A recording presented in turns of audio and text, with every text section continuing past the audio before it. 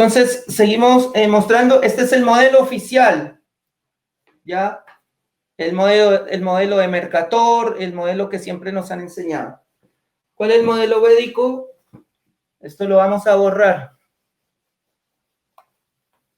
Esto va a desaparecer. Y el modelo de todas las culturas ancestrales es el siguiente. Está muy grande.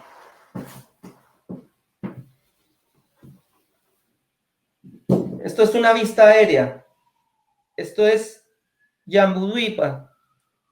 Aquí está el Monte Meru. Acá está América, Centroamérica, Sudamérica, Península Ibérica, África, Escandinavia,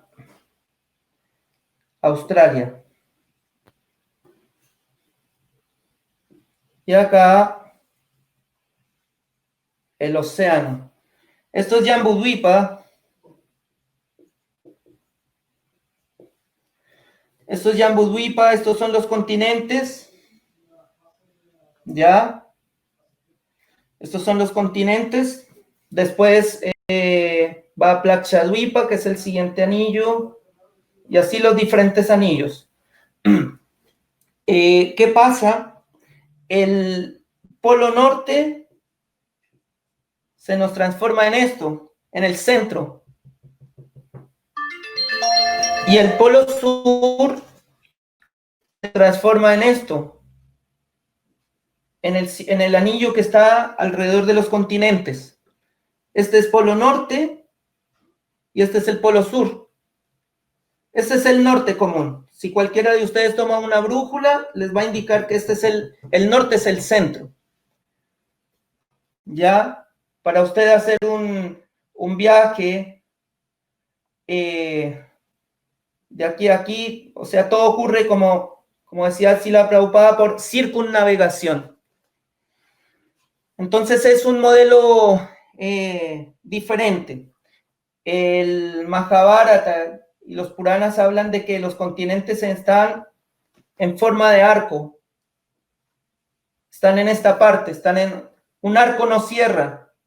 Por eso que nosotros vemos en los mapas los continentes están al sur. Y este tipo de construcción, de manera de mostrar los continentes, se llama una proyección estereográfica. También es utilizado en geografía para representar los continentes. Entonces, ahí cambia todo, ¿no? Polo norte, polo sur. Y ese es el modelo que está mostrando el Bhagavatam. Ya vamos a mostrar mucho de este tema, pero de a poco vamos asimilando. No sé si hay otra pregunta. Sí, Prabhu, en el dibujo, en la parte superior donde no hay continentes, ¿qué habría? Océano.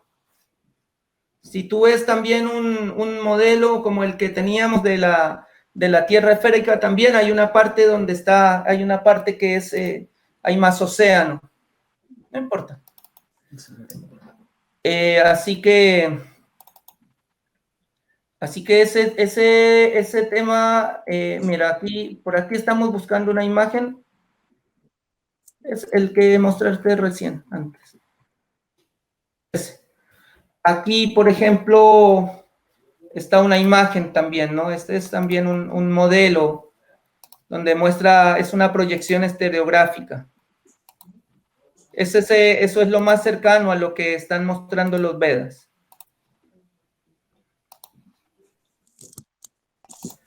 Entonces, estos son nuestros continentes y esta parte, lo que tú indicas, madre, es la parte donde está, esta parte de arriba, que es lo que usted está señalando, los continentes se encuentran más que todo en esta parte de abajo. Como dice el Mahabharata, es en forma de arco. Así que eso es interesante. Y si Adelante. nosotros tenemos esa pared de hielo que cubre a toda la circunferencia, ¿los otros anillos tienen igual paredes de ghee, de licor, de leche? ¿O solo en Jambudvipa hay una pared que divide hacia los otros anillos? En los otros anillos igual, claro, no se pasa de un lado para otro. El Bhagavatam habla de que cada entidad viviente vive en una parte del universo de acuerdo a sus méritos. Por ejemplo, eso iba para la próxima clase, pero igual lo voy a mencionar.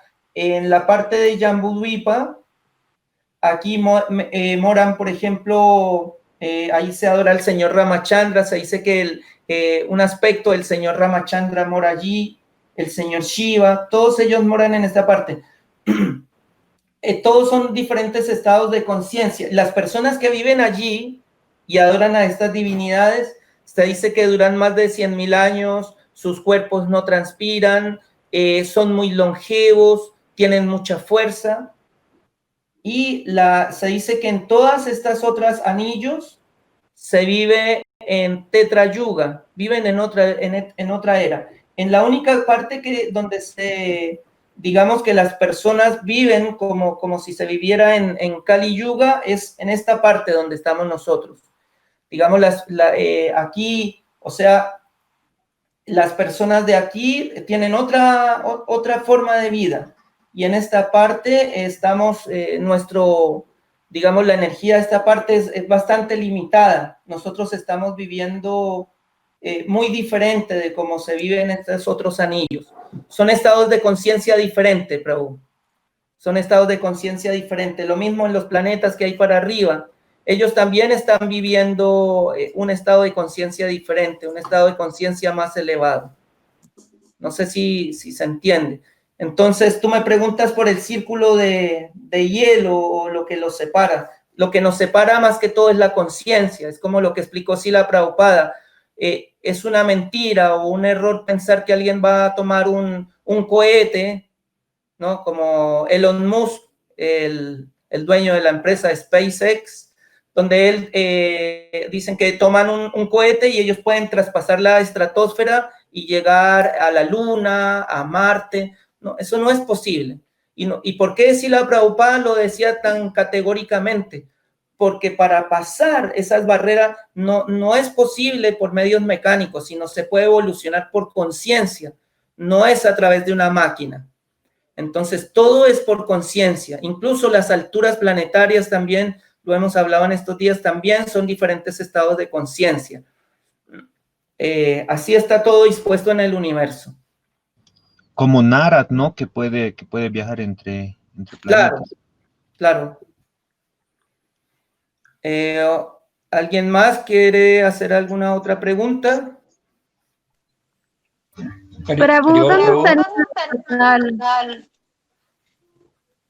¿Puede repetirlo? Hay mucho eco. Hay mucho retorno. ¿Dónde estarían los patalas? No se entiende. ¿Dónde están los patalas? Pregunta la madre. Los patalas. Eso es algo para la siguiente clase. Para la siguiente vida. No, es un tema interesante. ¿Por qué? No hay el volumen alto. Si pudiera bajar el volumen porque se oye eco, por favor, a la madre que hizo la pregunta. Sí, voy a dar una pequeña cápsula de adelanto. No me gusta salirme normalmente de temas que se van a hablar en otras clases, pero cuando a usted le hablan de patalas, ¿qué piensa usted que son los patalas, madre? Yo le vuelvo a hacer una pregunta a usted. Para usted, ¿qué son los patalas? Los planetas infernales. Eso es, ¿ha escuchado de los mitos urbanos? En todas ciudades hay un mito urbano, ¿no? Entonces a usted, a los niños le dicen, oh, cuidado que ahí viene el viejo del saco. Viene el viejo del saco, se lleva a los niños y los echa en un costal, ¿no? Eso es un mito urbano y los niños le tienen miedo a todas las personas que van con un saco. Y eso se va estableciendo como una verdad, pero no es una verdad. Por ejemplo, también cuando se habla de Jambudvipa, se dice, en el tiempo de ISKCON se decía, no, la tierra tiene forma de pomarrosa. No, pomarrosa dice el Bhagavatam, que son los árboles de pomarrosa y por eso toda la isla recibe el nombre de Jambudvipa, ¿no? La isla donde hay más árboles de pomarrosa. Pero no es que la Tierra tenga forma de pomarrosa, eso es otro mito urbano. Y otro de los mitos urbanos, por ejemplo, es que venimos de Brindavan, ¿no? Nosotros no venimos de Brindavan, no. Alguien que está en Brindavan no cae al mundo material.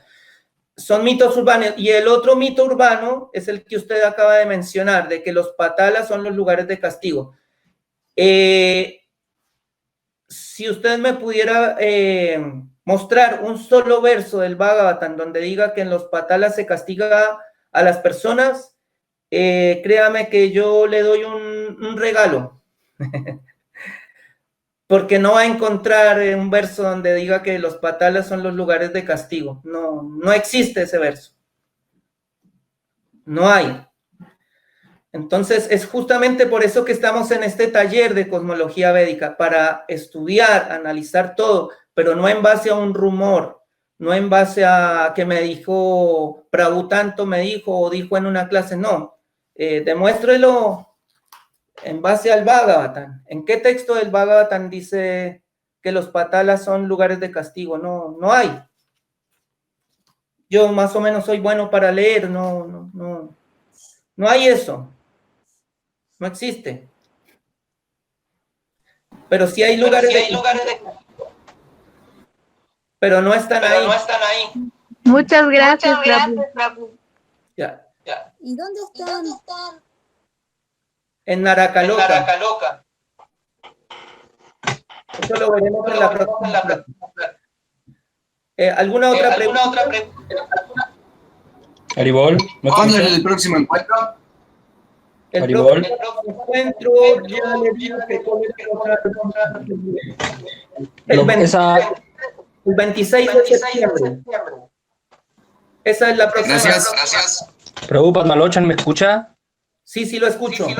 Ah, qué bueno. Prabhu, yo tengo una pregunta, pero es breve la pregunta. Pero antes que eso, yo quería agradecerle, Prabhu, primero que nada, por la disposición que tuvo de participar de los seminarios que se están organizando, pero más que nada, a mí lo que yo quería agradecerle es la capacidad que usted tiene para exponer el tema, porque se nota que es un tema que maneja bastante. Y eso se agradece enormemente, ¿no? Que los devotos se preparen y que sean, bueno, Prabhupada mismo él lo decía, ¿no? El devoto debería manejar varias ciencias y ser experto en una. Y por lo que yo veo cómo usted está manejando el seminario y el material, me doy cuenta que tiene, bueno, que se maneja al respecto. Entonces, primero que nada, yo quería agradecer eso, Prabhu, de su parte. Muchas gracias, Prabhu. En realidad no es mérito mío, como dicen el maestro espiritual. Claro que sí. Que uno no tiene ninguna capacidad, pero sí es un tema que me gusta mucho. Prabhu, mi pregunta es, yo no sé si usted es cortita, yo no sé si usted la respondió, pero usted hablaba de yoyanas, entonces yo quería saber en la medición nuestra, en términos de kilómetros, ¿cuánto es una yoyana? Eso es mi pregunta. Ya. Pero antes que, para terminar, yo quería comentarle, porque usted dijo en un momento que los jesuitas hablaban del sistema heliocéntrico, me parece. Sí. Entonces, en el movimiento, en el mundo cristiano, bueno, la Biblia dice que la Tierra es el centro, ¿no? Entonces creo que no sé si fue Galileo Galilei o Copérnico que desarrollaron otra teoría, ¿no? Y la iglesia trató de matarlo.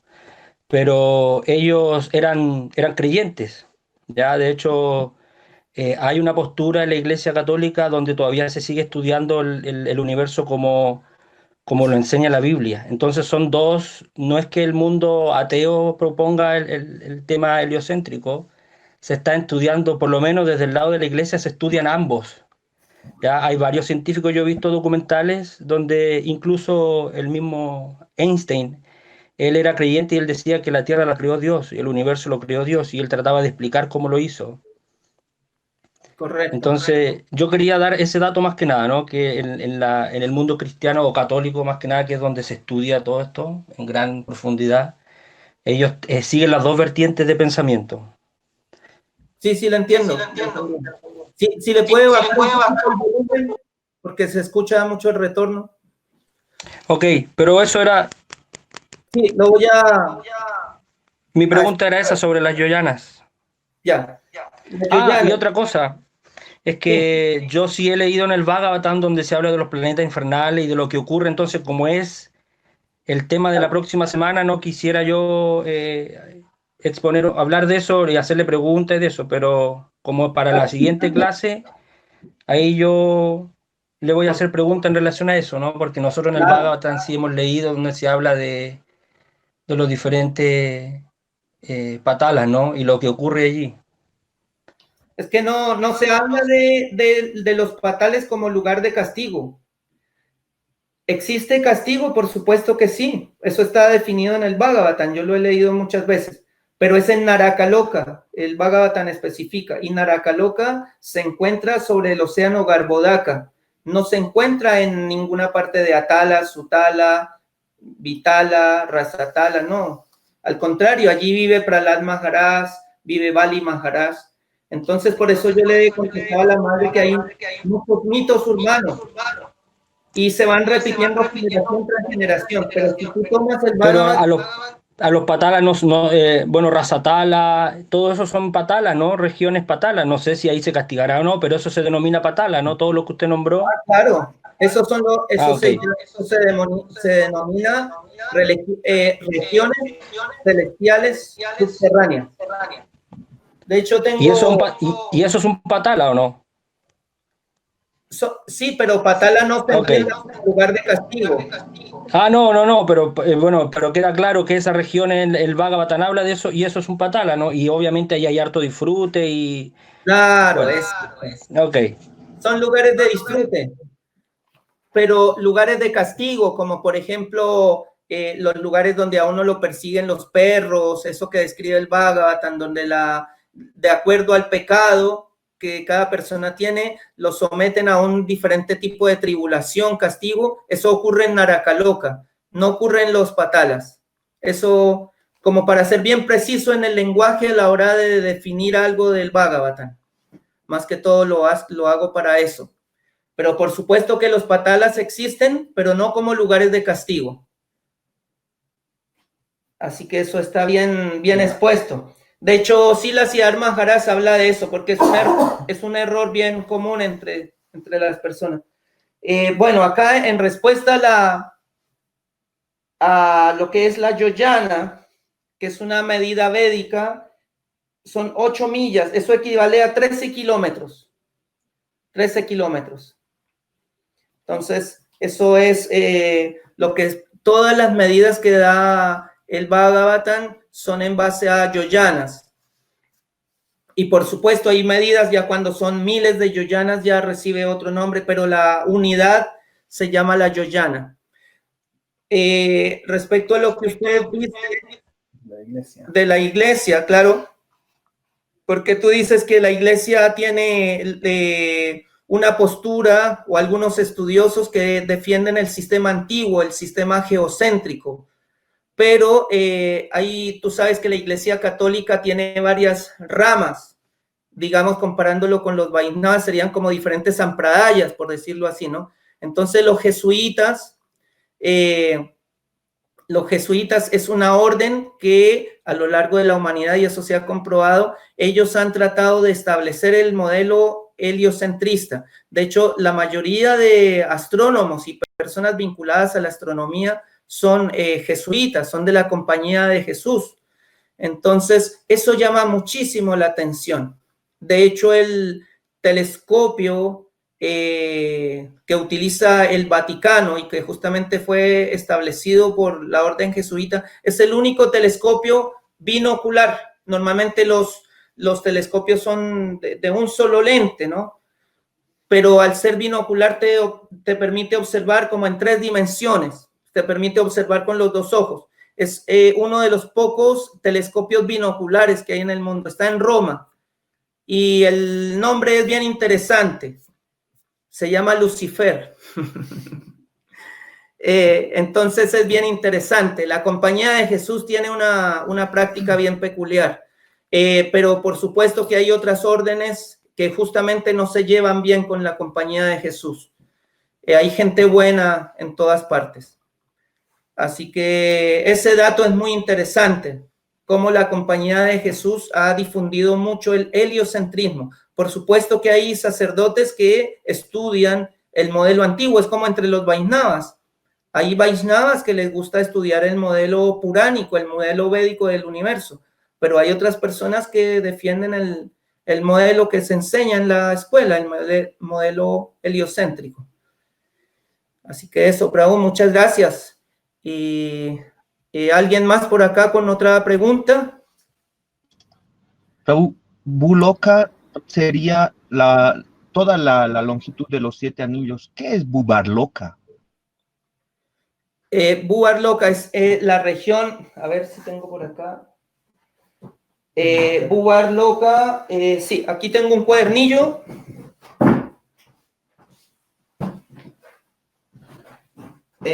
Nosotros editamos el año pasado este cuadernillo para explicar a las personas el modelo védico. Mostrando acá, es un trabajo muy bonito. De hecho, tenemos unas animaciones en internet, en YouTube. Nosotros hemos expuesto en seminarios de astronomía ancestral acerca del modelo védico, ¿no? Entonces, aquí te empieza a explicar, ¿no? Por ejemplo, Bu Mandala, ¿no? Que es el nivel de donde está la Tierra. Bubarloka es ya la parte donde están, digamos, los planetas, donde se mueven acá los planetas desde la cima del Monte Meru, digamos, hacia arriba. Bubarloka. Swargaloka es esta parte superior. Entonces, por eso en el Gayatri, ¿no? Tú sabes. Bubar, Swarga. Entonces son diferentes niveles que tiene el universo hacia arriba.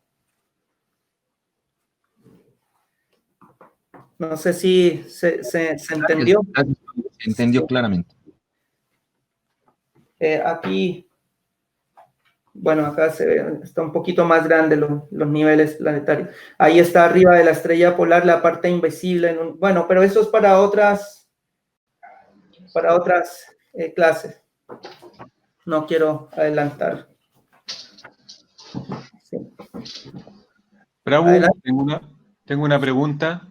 Adelante, Prabhu. Sí, Con mucho gusto. en definitiva, el Monte Meru es un estado de conciencia y no algo que existe de manera material. Exactamente. Porque, como explicaba Gurudeva Tula, bueno, y en varios pasatiempos lo menciona, de que para llegar a la cima del Monte Meru había que hacer méritos, ¿no? Y aparte que el Monte Meru es gigante, lo estaríamos viendo desde donde nosotros estamos. O, como también lo plantean algunas acharyas o algunas personas que lo comentan, puede estar realmente físicamente, pero debido a nuestra incapacidad, ¿no? No lo podemos ver. Pero sí lo menciona ahí muchísimas veces el Bhagavatam. Está ahí en Ilabrita Barça, en el centro ahí de los anillos. Y hay algo bien interesante porque no sé si tú has visto mapas antiguos. En los mapas antiguos, sí, por acá lo tengo. En los mapas antiguos, por ejemplo, uno de los grandes cartógrafos es Gerardus Mercator. Mercator dibujaba en el centro de los mapas, dibujaba 4 ríos que salían, y es justamente lo que habla el Bhagavatam. El Bhagavatam dice que sobre la cima del Monte Meru se separan 4 ríos, 4 vertientes, ¿no? De hecho, Mercator y los antiguos lo llamaban el Rupes Nigra, era como una montaña que había en el centro del Polo Norte, y lo dibujaban en sus mapas, en sus antiguos mapas. Entonces, eso está ahí. Los antiguos sabían de la existencia de esto, ¿no? Está en el centro. Ahí crea el río Ganges, se divide en 4 ramas. Así que sí, los antiguos lo sabían. pero visiblemente eso nosotros no lo podemos ver, Prabhu. Sí. Prabhu, y en el mismo tema, ¿por qué oro? Justamente eso es interesante, porque el oro es el mejor conductor de electricidad que existe. De hecho, tu computador o todo, mejor que el cobre es el oro para conducir la electricidad.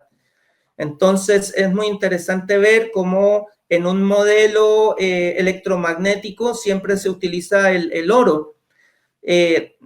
Bueno, y ahí es un tema de un estudio que ha hecho también un discípulo de Sila Siddhartha Maharaj que se llama, él aparece incluso en internet con el nombre de Santos Bonacci, y él expone que Nikola Tesla tuvo una gran amistad con Swami Vivekananda. Nikola Tesla y muchos de los descubrimientos que él hizo fue justamente por la amistad que tuvo con Vivekananda. Vivekananda le explicó de los Vedas. Entonces, por eso es que Tesla desarrolló, por ejemplo, esta tecnología que estamos utilizando cuando uno capta la señal, el Wi-Fi, lo inventó Tesla.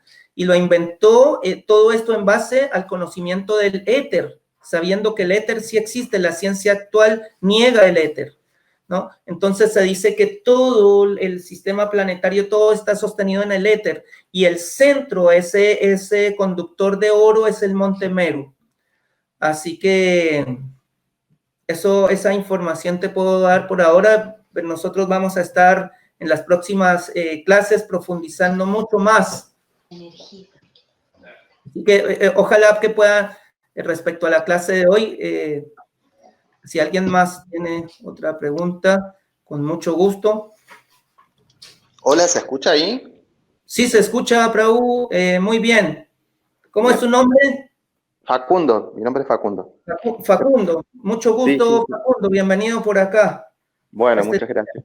Sí, la pregunta mía es un poco el método de acceso que tuvieron los Vedas a la construcción de esta cosmología. Sí. Si se puede saber un poco si fue por revelación o cómo si hubo un líder, como un acuerdo, cómo construyeron con el paso de los años este conocimiento. Sí. Muy buena pregunta, muy buena pregunta. El conocimiento védico desciende de varias maneras, Prabhu, o amigo Facundo. Desciende a través de lo que es la revelación desde el corazón.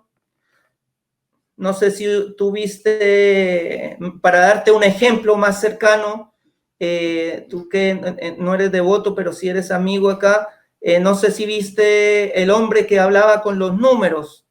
Es la historia de Ramanujan, un hindú que sin haber ido a la escuela tenía gran conocimiento de matemática.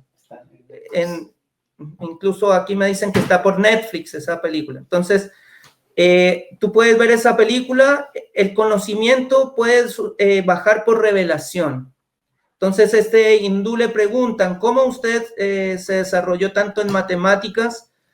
Él dijo, yo nunca pisé una escuela, pero él fue en la Universidad de Inglaterra, fue uno de los pocos que fue aceptados en la Royal Society como uno de los hijos ilustres, sin ser inglés, sin haber estudiado en ninguna escuela. Hasta el día de hoy es un aporte, pero impresionante. Entonces, él simplemente decía, yo simplemente todos los días cumplo mi sadhana, hago la puya, hago una ofrenda a la divinidad que se enseñó en mi familia en India, y el conocimiento matemático se me revela. Entonces, hay un conocimiento que desciende, pero hay otro conocimiento que viene dado a través de los sastras o las escrituras, ¿no? Entonces, ese conocimiento viene a través de una sucesión discipular, una sucesión de maestros que te entregan un conocimiento, pero a veces también se revela. Son varias maneras de cómo se puede acceder al conocimiento. Lo cierto es que los Vedas son los textos más antiguos de la humanidad. Los Vedas son los que dieron el aporte a la matemática, el uso del cero, mientras los europeos todavía estaban sumando con con letras, cuando llegaron los musulmanes a India, se encontraron con que los hindúes ya utilizaban los decimales, utilizaban ecuaciones, utilizaban el uso del cero, con lo cual las operaciones salían mucho más perfectas, utilizaban la medicina ayurveda, utilizaban la astronomía, que era mucho más completa, y así puedo seguir mencionándote muchos aportes de la cultura védica, el sistema de construcción, Vastu Sastra y muchas técnicas más. Entonces, los Vedas tienen esto, es un conocimiento trascendental y es enseñado, se dice que Vyasadeva, que es la encarnación literaria de los Vedas, es como Krishna mismo, que viene para dar este conocimiento, porque ¿quién más que el que hizo todo esto, el que diseñó todo esto, te puede decir cómo se hizo esto? Es como ir a donde está el ingeniero o el arquitecto que hizo un edificio, una casa. Entonces, si uno quiere conocer más detalles de eso, tiene que ir a donde está el constructor. Él te va a dar todos los detalles. Entonces, asimismo, Vyasadeva da todos los detalles de la creación en los Vedas. Por eso que nos sorprenden y coinciden. Por ejemplo, yo sé que muchos de ustedes es primera vez que escuchan todos estos conceptos, ¿no?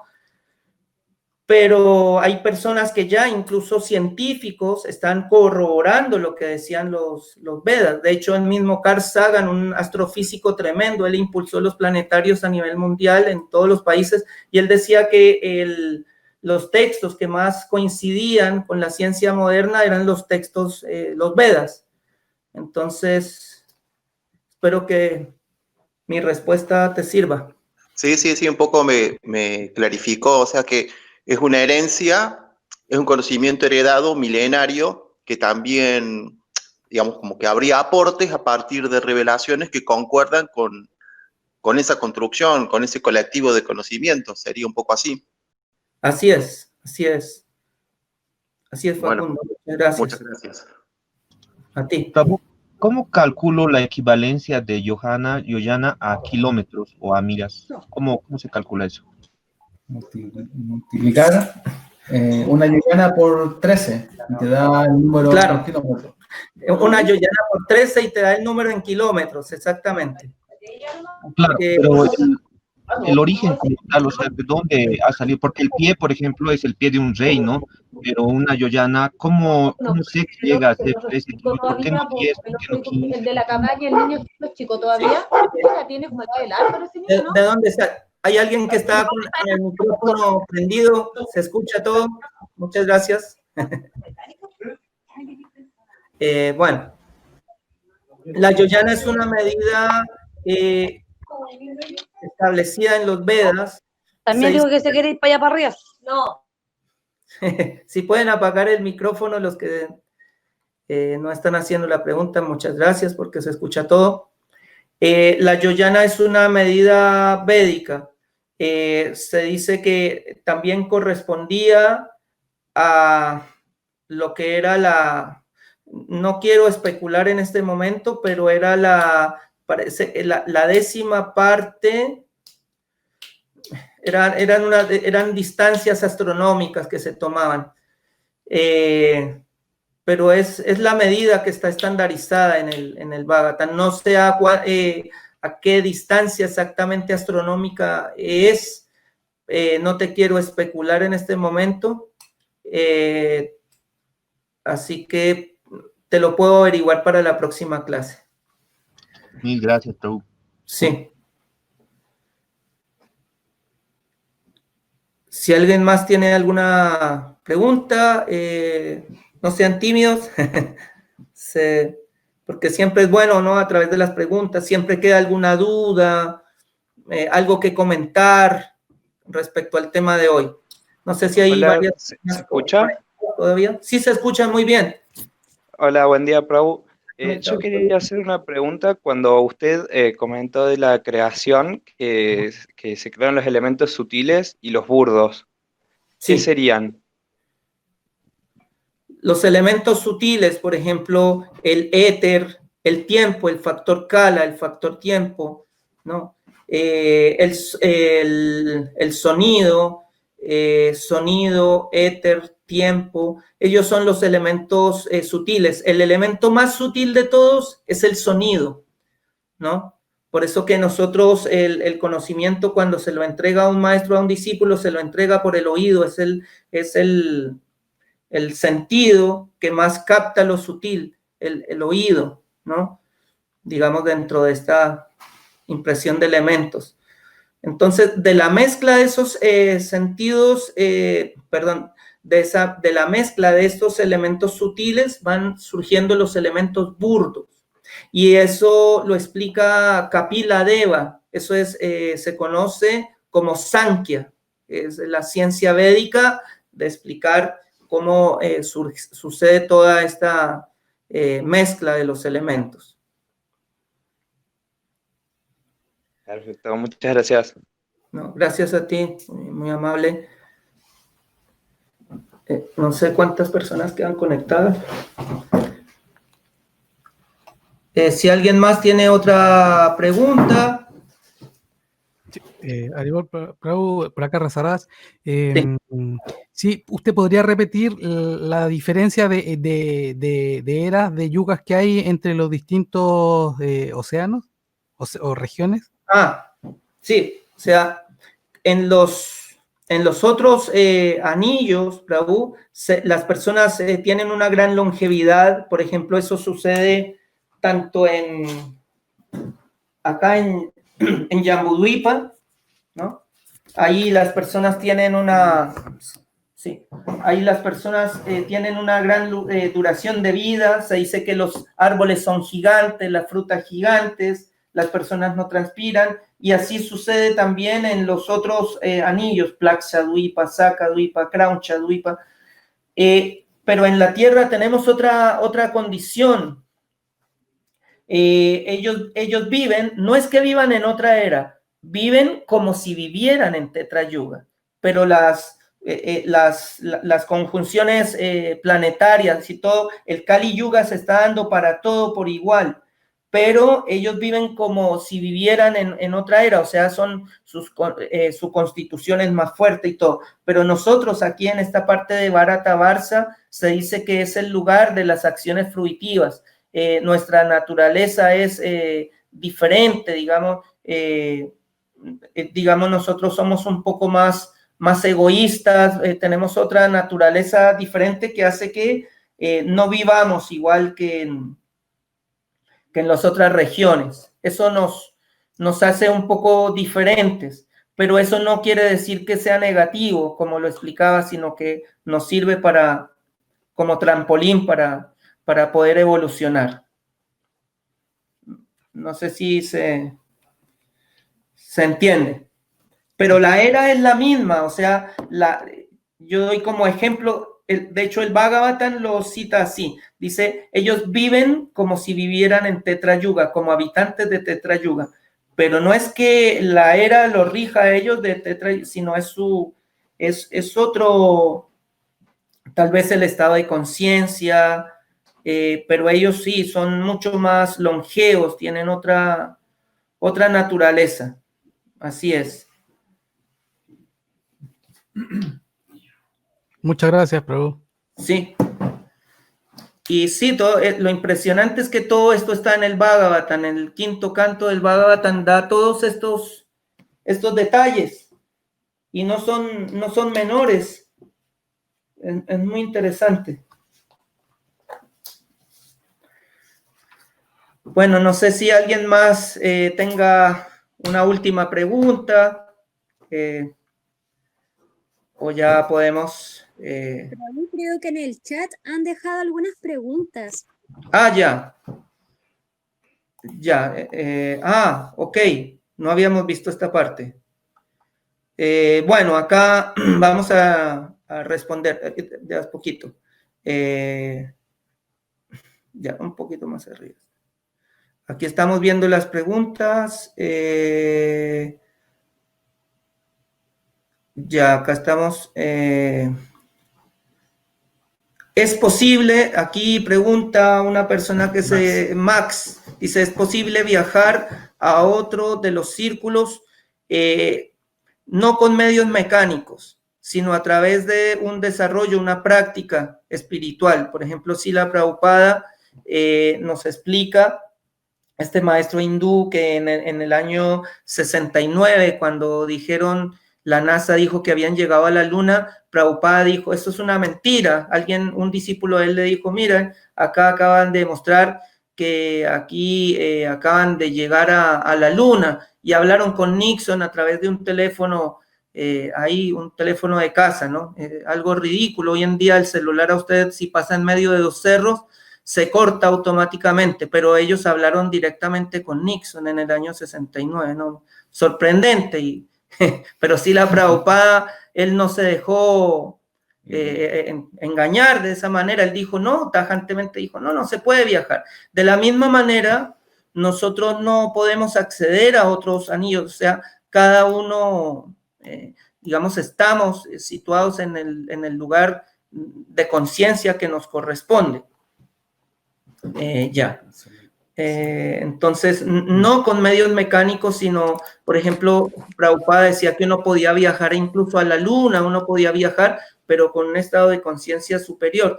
Pero los devotos de Krishna estamos tratando de elevar nuestra conciencia para llegar a Vrindavan, no para llegar a otros sistemas planetarios. Vamos a seguir leyendo acá, dice, es posible llegar a otros círculos. Entonces, ¿cómo podemos cruzar de un océano a otro? ¿Dónde estarían los patalas?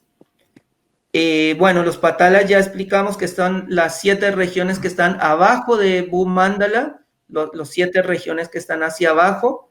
De hecho, acá en el Bhagavatam podemos ver, ¿no? Entonces, ¿hacia dónde están? Dice, regiones celestiales subterráneas. Esto está en el capítulo 24, quinto canto del Bhagavad. Entonces, no es que allí estén castigando, no.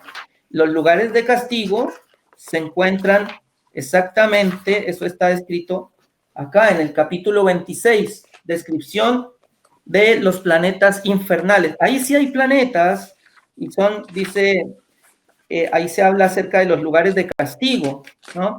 Y se describen como los lugares que están alrededor de la morada del señor Yamaras. Se definen como Naraka Loka, lugares de castigo. Entonces, es diferente el lugar de castigo a las regiones de los patalas. Son lugares totalmente diferentes. Sí. Bien, entonces ahí estamos dando respuesta a... Haribol. Sí. ¿Cómo está, Prabhu? Habla con Nikunja de Argentina. ¿Cómo está? Buen día, Madre Niku. ¿Cómo está? Quería hacer una pregunta referente a los continentes, porque según la ciencia oficial nos dice que son 5 continentes, ¿no? Pero el Bhagavatam dice que son 8 y que se hundió 1, entonces faltaría 1, un continente. Mire, le voy a dar un dato, si quiere préstame. Le voy a dar un dato. Hay un lugar, lo puede buscar, se llama Kumari Kandan. Anote este número. Kumari Kandan. Ya. Kumari Kandan es una parte que conectaba todo lo que es la parte de Lanka hacia abajo. De hecho, se sumergen y encuentran una cantidad de vestigios, pero es gigante. Algunos dicen que es lo que era Lemuria y todo. O sea, y los Puranas hablan de ese lugar, de Kumari Kandan. De hecho, hay un discípulo de Srila Prabhupada que se llama Michael Crimo. Michael Crimo, él se identificaba así para poder difundir los Vedas, ¿no? Si uno difunde con un nombre devocional, a veces queda limitado, ¿no? Por personas que no quieren escuchar a los religiosos, pero él se identificaba con el nombre de pila de él, ¿no? Michael Crimo.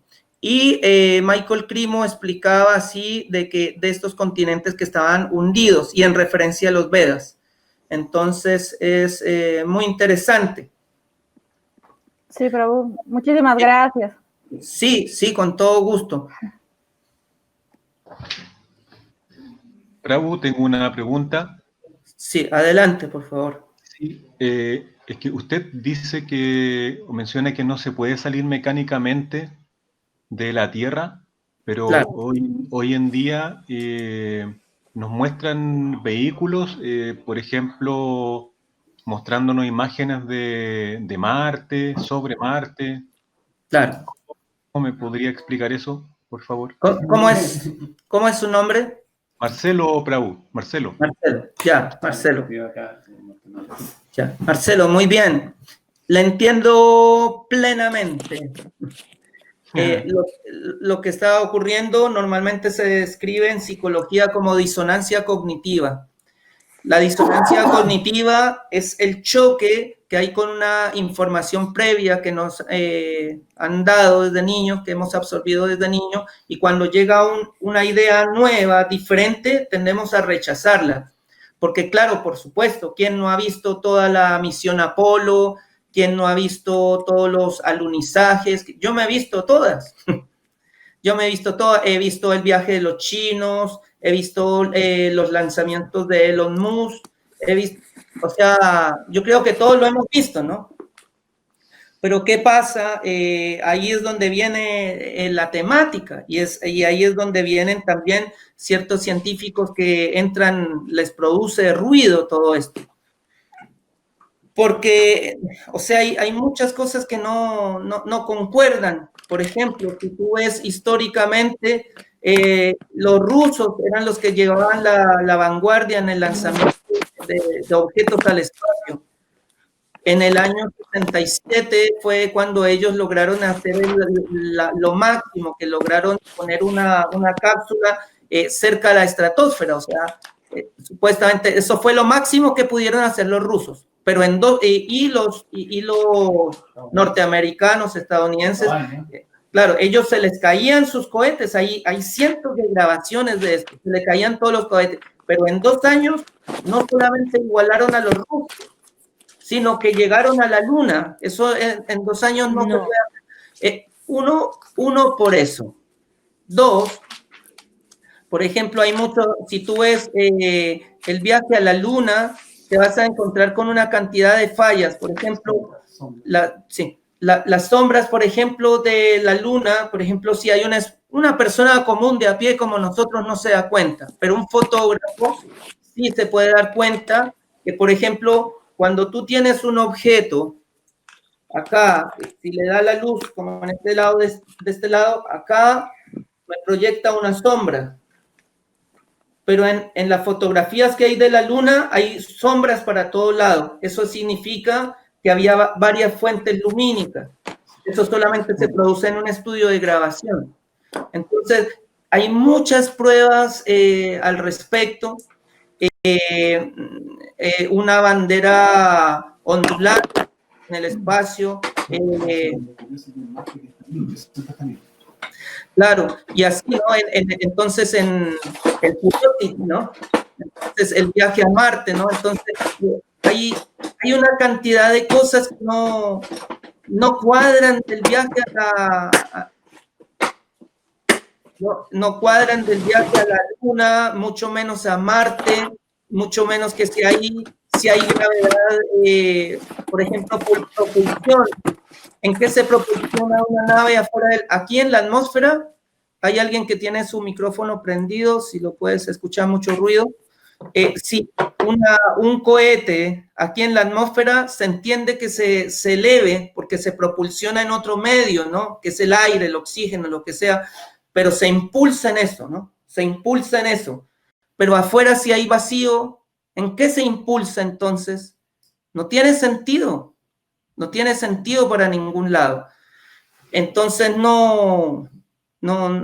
encima hay algo que se llama los cinturones de Van Allen. Los cinturones de Van Allen son lugares donde si un cohete tuviera que atravesar esto, en los cinturones de Van Allen, en la termósfera, hay una capa que se llama la termósfera, llega a ascender a 4000 grados de temperatura. Cuando entrevistaron a la persona que había hecho la estructura central de la nave que llegó supuestamente a la Luna en el 69, él mismo dijo que él no creía que eso fuera posible, porque la estructura central tenía que ser liviana tenía que ser en aluminio, y la parte de afuera también era el aluminio, y el aluminio se derrite a los 600 grados, y la termósfera llega a ascender a los 3000 grados y más.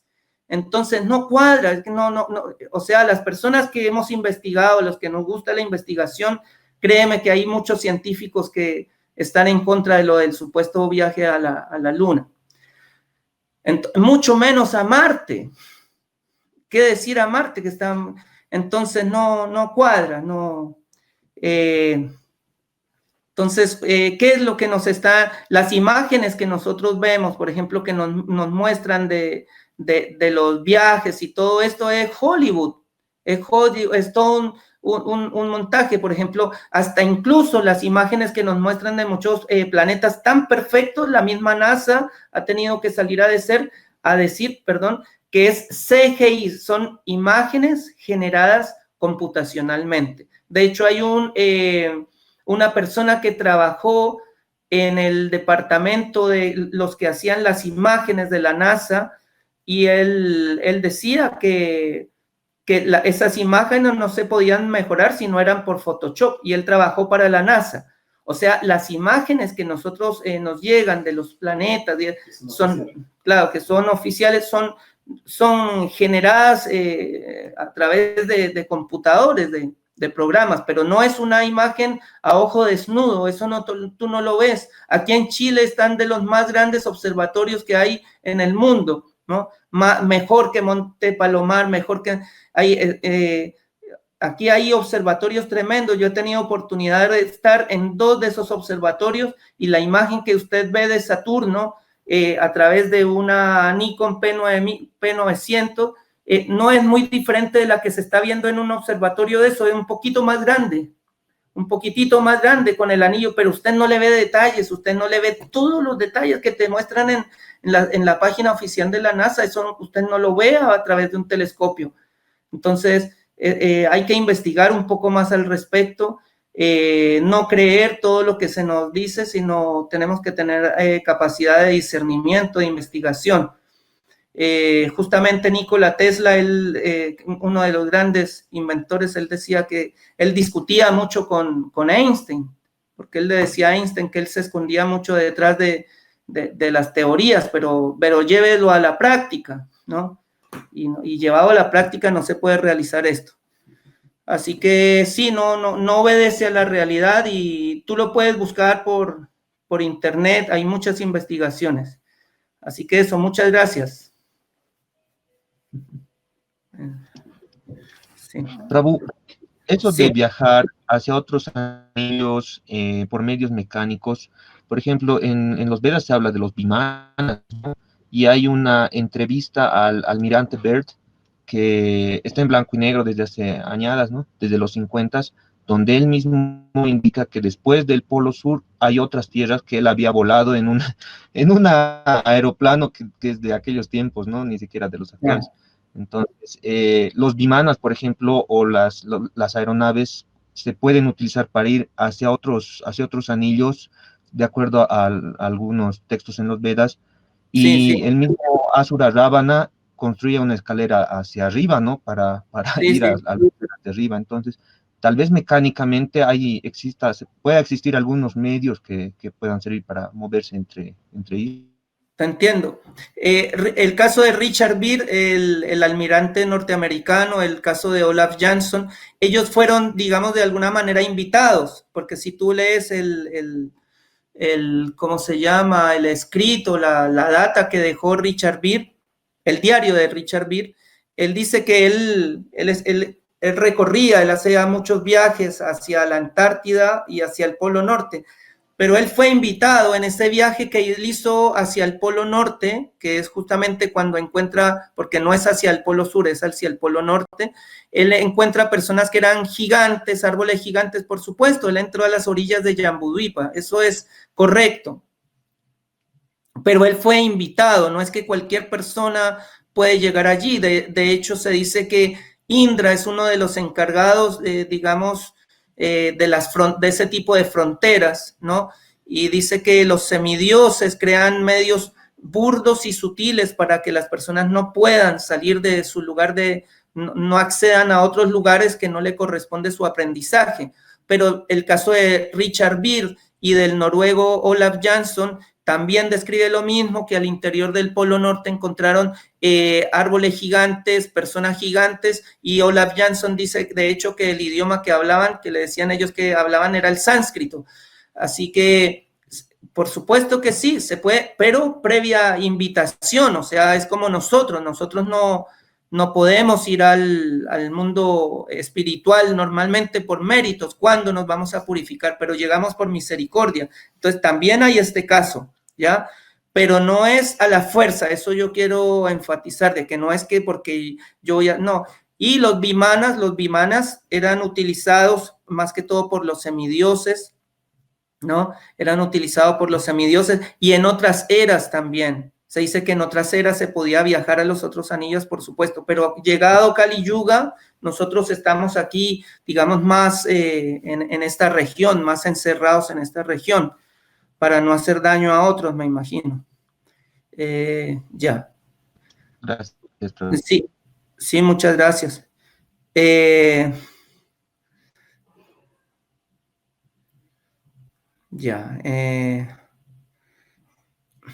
Bien. No sé si hay otra pregunta. Arena, hay una persona identificada aquí. Arena dice, ¿qué podría decir? ¿Esto cómo se saca? No puedo sacar. Ahí está. Ya, dice, ¿qué podría decir del supuesto uso de tecnología extraterrestre para lograr estos proyectos espaciales? ¿Podría ser una respuesta a todos estos cuestionamientos sobre la conquista espacial? ¿Eso podría ser verdad, como muchos hablan? ¿Cuál es su opinión? Bueno, una vez quiero citar, no quiero hablar de mi percepción, pero sí la Prabhupada, cuando le preguntaron que de dónde venían los extraterrestres, él decía, no son extraterrestres, son intraterrestres, ¿no? Porque justamente todas estas regiones, Atala, Vitala, Sutala, son 7 regiones que hay hacia abajo. Se dice que ellos tienen mucho desarrollo tecnológico, ¿no? Son regiones oscuras, pero eso no quiere decir que son infiernos ni nada de eso. No, tienen mucho desarrollo tecnológico en su modalidad y justamente ellos se atribuye que son los que comparten mucho tipo de cosas como estas. Así que, bueno, aquí me están avisando que ya estamos... Ya estamos, yo creo que en el límite de la hora. No sé si alguien más... Bravo. Sí. Sí, Marcelo, nuevamente, bibliografía para profundizar los temas. Bibliografía, respecto a lo que hemos hablado, el Srimad Bhagavatam, que lo tengo acá, lo puede buscar por internet. Porque conseguir en físico a veces es un poco difícil, pero en internet usted lo encuentra ahí en Google como Bhagavatam Gita Base. Bhagavatam Gita Base. Bhagavatam Gita Base.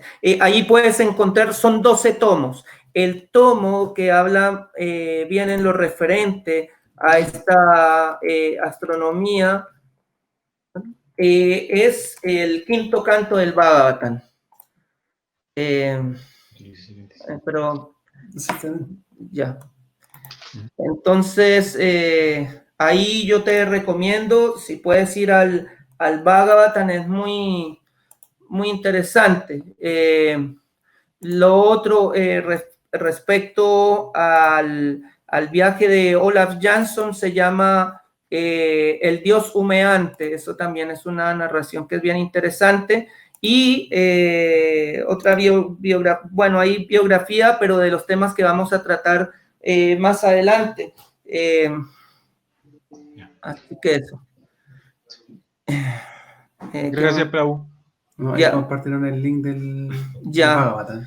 Así que bueno, quiero agradecer la paciencia. Sé que es un tema que no es liviano, es un tema para los que nos gusta un poco estudiar. Es un tema muy interesante, muy entretenido, es una manera diferente de abarcar los Vedas, viéndolos de una manera no dogmática, porque hay personas que dicen, no me gusta el dogmatismo, aceptar algo porque sí, pero con el Bhagavatam vamos desarrollando una fe diferente en base a lo comprobable, ya que muchos de estos temas de acá tienen que ver con la matemática, con la astronomía, así que más adelante, por ejemplo, cuando uno llega al capítulo 21, que lo vamos a ver en unas clases más, eso ya es impresionante y más interesante cuando uno se da cuenta que esto coincide con lo observable, así que eso ya es impresionante.